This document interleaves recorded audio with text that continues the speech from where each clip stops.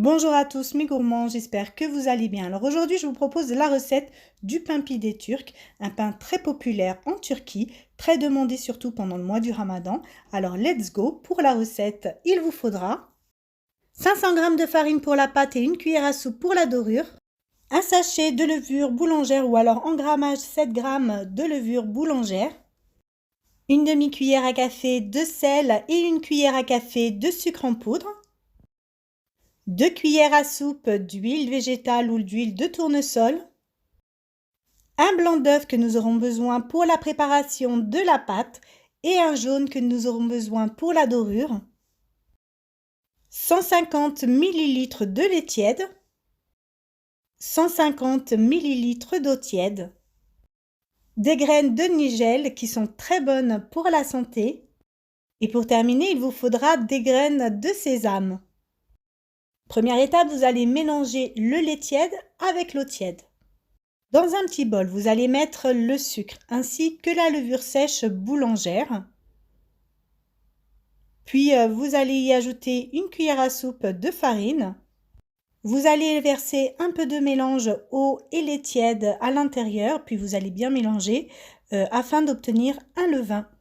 À la cuve de votre robot, vous avez mis la farine ainsi que le sel. Vous allez y rajouter l'huile, les 2 cuillères à soupe d'huile végétale ou d'huile de tournesol. Puis vous allez également y rajouter le blanc d'œuf. Voilà, vous le versez dans la cuve du robot. Et enfin, vous allez y ajouter le levain que vous avez préparé juste auparavant, donc le mélange levure, sucre, eau et lait. Vous allez également y ajouter le restant du mélange eau et lait tiède et vous allez commencer à pétrir votre pâte pendant environ 5 bonnes minutes.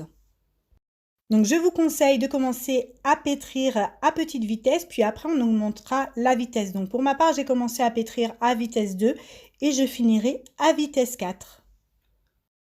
Alors voilà, après une bonne minute de pétrissage, déjà la pâte que je commence à obtenir, elle commence à se ramasser, mais elle n'est pas tout à fait prête. Là voilà, les 5 minutes de pétrissage sont passées. Voici la texture de la pâte que j'obtiens. Je couvre mon saladier avec du film alimentaire. Vous pouvez bien sûr mettre un torchon propre sur le dessus et je vais la laisser reposer pendant 1 heure.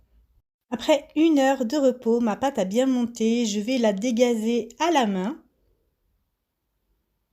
Voilà, il suffit juste de donner des coups afin de retirer les bulles d'air qu'il y a dans la pâte à pain. Sur un plan de travail fariné, vous allez déposer votre pâte. Vous allez la travailler légèrement, puis vous allez commencer à former une boule. Bien lui donner une forme ronde. Ensuite, vous allez la déposer sur une plaque allant au four recouverte de papier sulfurisé et vous allez mettre un linge propre sur le dessus et laisser reposer pendant 15 minutes. Maintenant, place à la préparation de la dorure. Donc, vous allez mettre une cuillère à soupe de farine dans un petit bol avec 50 ml d'eau tiède.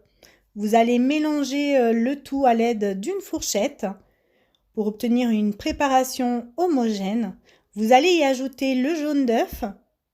Continuez à bien mélanger. Et pour terminer, vous allez y ajouter une pincée de sel dans cette préparation.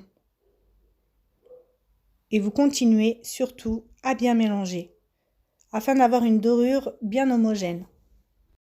Maintenant, vous allez aplatir la boule de pain sur environ 1 cm de hauteur tout en lui donnant une forme bien ronde surtout. Donc vous pouvez utiliser votre main pour bien mettre le bord afin de bien lui donner la forme ronde voulue.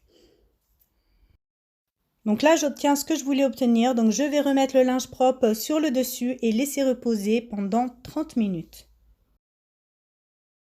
Dernière étape, avant la cuisson, je vais appliquer ma dorure à l'aide d'un pinceau sur le dessus, toute la totalité du dessus de mon pain, ainsi que les côtés. Certains le font à la main, moi je préfère le faire à l'aide d'un pinceau. Une fois que j'ai appliqué la dorure, je vais tremper mes doigts dans cette dorure et je vais commencer à l'aide de mes doigts à former les lignes que je veux tout autour du pain déjà.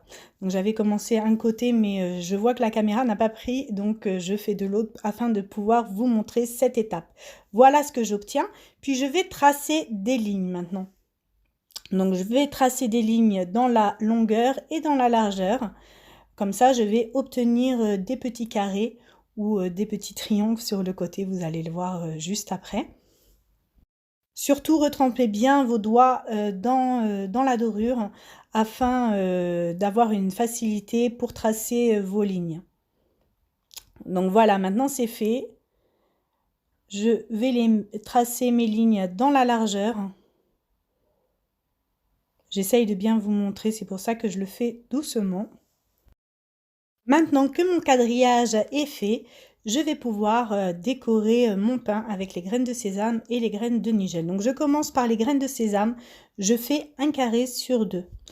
Donc j'ai commencé par un carré, je saute un, puis je fais le deuxième, je saute un autre et je fais le troisième. Comme ça. Et la ligne d'à côté, je vais en mettre sur à côté de celui où je n'ai pas mis de graines de sésame. Maintenant que les graines de sésame sont faites, je vais passer aux graines de nigel. Donc je vais le mettre dans les carrés restants qui sont vides. Et voilà, donc maintenant ça va me faire un quadrillage assez régulier. Graines de sésame, graines de nigel, graines de sésame, graines de nigel. Et ça va faire une belle décoration du pain.